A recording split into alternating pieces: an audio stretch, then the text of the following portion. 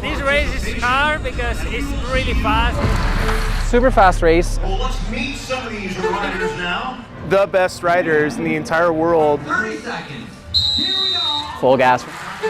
Going 30 miles an hour around corners this close to each other. Half a mile course for an hour straight. Going so fast, so close together. The crowds are huge. Very hot. It is very hot today. Gotta use all the tricks in the book. And fast and hot. Last lap, everyone wants to go really fast, and we're really tired. Big crash in the last lap. Pretty terrifying. This one is pretty bad. Quote danger in the corners. Very shocked. I usually don't win, and I won. It's the fastest race in the country, officially. What's there not to love?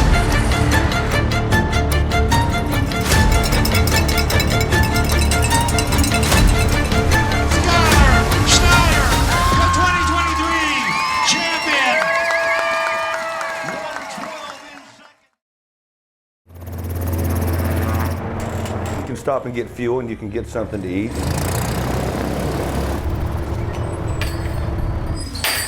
You come in, you know the people that are here. It's kind of like the old Cheers thing. Like Norm, it's like, oh, hey Harold, hey Lynn. Been in the family for a long time. My grandma owned it and she was the cook. My mom and my aunt, they were the waitresses. And then like me and my sister, we were just little kids and we'd come in and do dishes, you know, and think we were probably helping, but we were more than likely in the way. I remember coming here when she was, you know, just out of diapers pretty much, and waiting tables even then. And Cream, yeah, of course. Thank you guys. And then I took over 10 years ago. It's more like families. The photo up there on the wall is my grandma wasn't even fond of flying, but one of our pilots convinced her to go flying, and then he turned the airplane upside down, and yeah, that's her exact words. Don't you dare do that again. This is just our memory wall, you know. They can come in and pull their picture down and they can pass it around the table and share their stories. And then that builds on another story that somebody thinks of, and you know, before you know it, lunch can be an hour and a half and you're like, whew, better get back to work. It's emotional for the veterans. You don't realize how much an aircraft can mean to somebody that has been in World War II, you know. It's absolutely emotional. Yeah, and I think that's what keeps a lot of us pilots alive, is sharing those stories.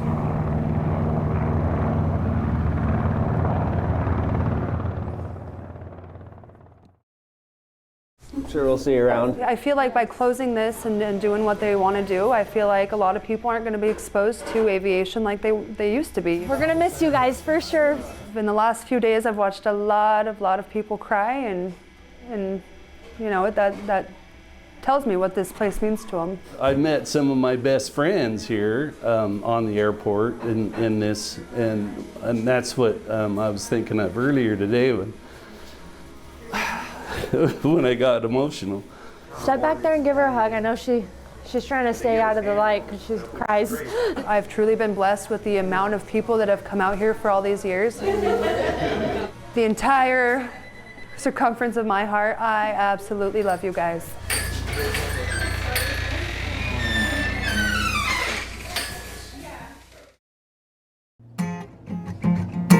Freak Alley is all the misfits, a unique, one-of-a-kind experience that you can't find anywhere else in town. Something that's been iconic. Very special to Boise. Freak Alley Gallery is located in the heart of downtown Boise. It is kind of like the heart of our community. So if you're new to this community and you've never been to Freak Alley Gallery, this is where you get a little taste of who we are.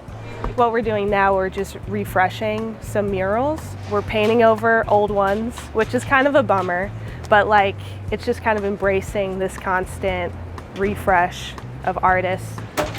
There's so much talent. We brought 22 artists down here, all locals, to show their story. I'm going to do the birds and the cat next.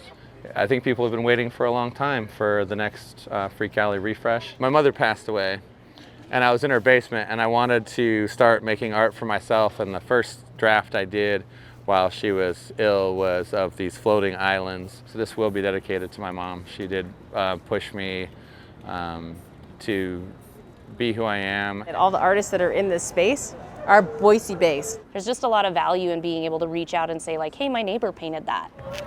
So this is an old photograph from probably around 1912 or so of 8th and Idaho Street, where the old city hall used to be located. Since it's no longer standing, I thought it'd be cool for us to kind of see a peek into old Boise. I think I really love the juxtaposition and the way that we can see the difference between where Boise's been and where Boise's going. I love the cats. There's lots of people who dream about being an artist in Freak Alley Gallery. Yeah, because they've grown up with it. As a kid, I saw this place, I walked through this place, and I was so impressed by all of these artists coming together, and I knew that I wanted to be involved in that when I grew up. And now, like, it's really cool. Now I have something up here that will eventually get covered up, but that's just like the beauty of it. Just knowing that people care, not to be dramatic, but it is very much a dream come true. So I'm really happy to be involved in this. And did you just do it all with like oils? It's essentially just like local artists that are contributing time and supplies and everything like that. We're not getting paid, so we're just doing it because we want to contribute to this place. I think that's really cool, which is partially why I really wanted to be involved. Art helps you see the beautiful things in something mundane. Art changes and evolves, and it's a shared joy. We've had crews at the courthouse all week, including my co-anchor, Morgan Romero. Morgan's live there now outside the courthouse. What happened in day 3, Morgan? Doug, as we've been talking about for the past few days, attorneys have to get to 42 potential jurors in this phase of jury selection known as voir dire before moving on to the next phase of jury selection. On the scene right now, we are seeing 3 police cars on scene. Now, this isn't anything compared to what we saw last night. There was a lot of police presence. And here's a couple points, though, that you need to know about this shooting. It did happen at 10:24. Pike's Place Market. It is an iconic Seattle landmark. It opened in 1907 and often serves as a selfie backdrop for tourists and Seattleites.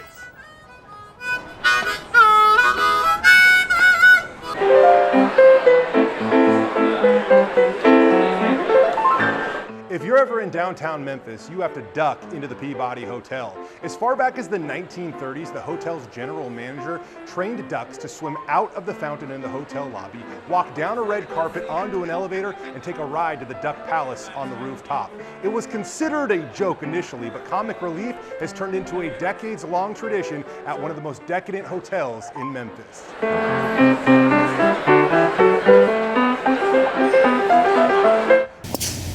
And once that's developed, Club member Jeremy Miller supports the growth. we've got the area to do it. We've got the area to not only develop, but also keep the golf course and keep the recreational aspect of what's happening here at the club. This has no access except to our neighborhood. But not everyone feels the same. That's our cul-de-sac right there. I've been a member of the club for 32 years with my family. John Livingston lives on the golf course. After entering this prompt, we wanted to see how easy it would be for ChatGPT to come up with an answer. That answer took less than a minute, 39 seconds to be exact. With just one click, it wrote an entire essay about a Shakespeare character. Now we're going to take this essay to a local English high school teacher and see how it stacks up against some of his students' work. Love you so much. Thank you. The feelings of emotion. I've closed myself off for so many years, although I had dreams and I'd wake up cold sweats, all of those things that guys go through that have PTSD. But this, I think, is the best healing balm that can happen, is friends helping other friends. Oh, you're making us all cry. People come in and, leave us sweet nothings. The most divine things in life are the things that have time to grow and live in us. Silence, patience, and the waiting bring the most of the joy to the moments Love this moment with food, Kate. This just like reminds me of why we're doing what we're doing and makes me so proud. Aparicena is a dream come true for me. I've always wanted to open restaurants. Getting this property really came out of nowhere for us. One popular North End joint just shut their doors like suddenly, leaving many employees jobless. Their staff had little notice of the shutdown, and when they tried to cash their final paychecks, well, they bounced. So I saw the articles from KTVB, you know, the employees not being paid and them kind of just shuttering their doors overnight, and I could not believe it. It all was really heartbreaking. We're going to be really careful on who we rent it to next, that it's going to be a viable, amazing part of the community. And I immediately called her, and she was busy at the moment, but it was something like 3 hours later. I was here meeting with her, looking at the property, and it was a wreck, but I was able to see through all of that and see the potential. And the next day, you know, we had signed an agreement, and by the end of the week, this was in progress. We only have one life to live, and you are responsible to figure out what is going to make you the happiest. And for me, that was food and sharing it with people. I had always wanted to open restaurants, but I was afraid. I had a health crisis a few years back in 2019. After fainting, I called 911, and shortly after that, I went into cardiac arrest. I had 2 saddle pulmonary embolisms in each of my lungs, and that caused, you know, complete organ failure. I had a heart attack as a byproduct of all of that. And the whole time I was on life support, I just kept thinking about all of the things that I didn't do. And this was the big one for me. Welcome in, guys. I'll be right with you. It's everything to me. Can you agree? Absolutely. I'm honored to get to do this every day. Pasta Pomodoro. To have been able to open my first brick and mortar concept at 28 is something that I will forever be immensely proud of. Thank you. Absolutely. I'll give you guys some time. I don't think that there is anything that brings me as much joy as what I'm doing now, and I know this is just the beginning of what we will do here. It's Game 2 tonight between the Steelheads and the Americans from downtown Boise. Good evening, hockey fans. Cam McGuire here alongside Joe Paris from KTVB News. Our thoughts and prayers are with the Allen, Texas community after the tragic event that took place on Saturday at the Outlet Mall.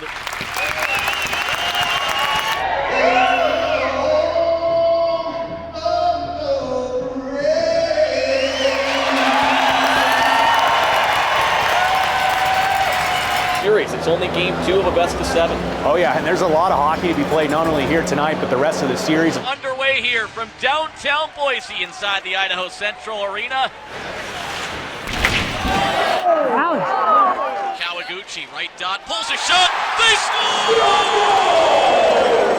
Sweet Caroline, oh, oh, oh. We have a great fan base here, great team, a great management. I mean, this is as good as it gets right here. It's just a great playoff atmosphere. It's really just a great hockey atmosphere. Not be able to pack a bunch of people in here, but the energy is unmatched, and you can hear it on any of the calls. It's electric. Turn and fire, turn and fire.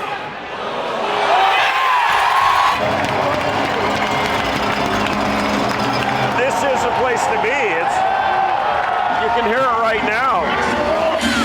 When you sit here, it's almost a given that you have to have your chirp game on. In hockey, it's a chirp game. So selfish. You just give it to them, and they give it back.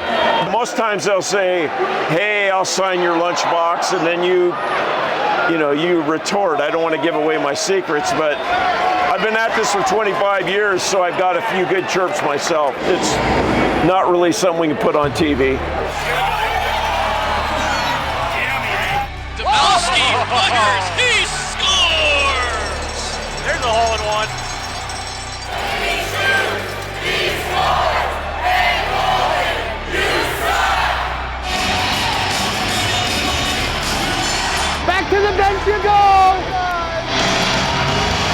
The pretzel and it's nuts in here. I love it. It's filled with adrenaline.